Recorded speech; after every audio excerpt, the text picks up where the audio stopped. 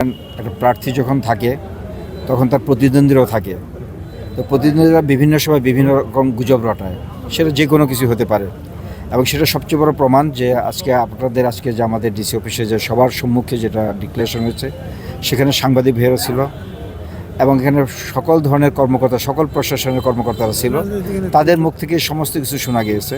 তো সেখান থেকে অনুমান হয়েছে যে যারা মিথ্যা প্রচারণা করেন তারা সবসময় মিথ্যা থাকেন। তো সত্যের জয় অবশ্যই হয়, সেটা একটু দেরিতে হলেও সত্য জয় হয়। তো আমরা সেটাতে বিশ্বাস করি এবং আমি সবচেয়ে বড় ধন্যবাদ জানাই জনাব তারেক রহমানকে, যিনি আগামী দিনে নেতৃত্ব দিবেন।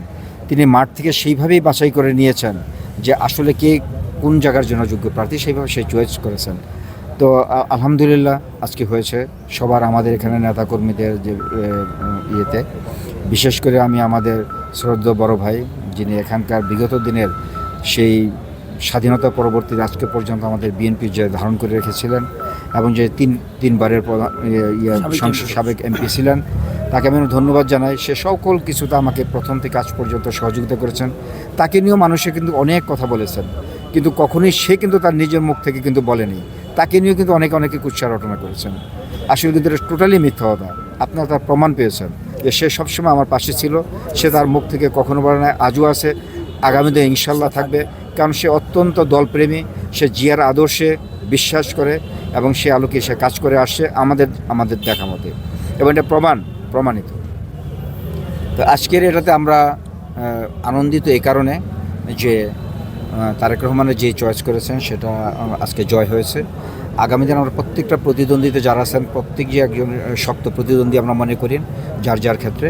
তো আমরা ইনশাল্লাহ তারেক রহমানের নেতৃত্বে আমরা যেভাবে এগিয়ে যাচ্ছি, আমাদের এখানকার মাঠের যারা নেতাকর্মীরা আছেন তারা যেভাবে এখানকার সমর্থন দিয়ে যাচ্ছেন, এবং অনেকেই বলেন যে আমাদের বিএনপির মধ্যে অনেক ভেদাভেদ। আপনারা দেখেছেন এখানে সকল পক্ষ কিন্তু আমরা এক হয়ে কিন্তু কাজ করেছি। আসলে অন্য কোথাও কী আছে আমি জানি না, 64 ডিস্ট্রিক্টের মধ্যে, কিন্তু এই শহীদপুর ডিস্ট্রিক্টে আমাদের মধ্যে কোনো ভেদাভেদ নেই। এটা যে যাই বলুক, এটা সবচেয়ে বড় প্রমাণ আমাদের এখানে হয়েছে। মাঠে আমরা সবাই এক হয়ে আমরা কাজ করতেছি, এবং এটা তারেক রহমানের সবচেয়ে বড় গুণ আমি মনে করি। সে আমাদেরকে এইভাবে এক করতে পেরেছেন এবং আমি বিশ্বাস করি অন্য জগতে ঠিক একইভাবে আছেন।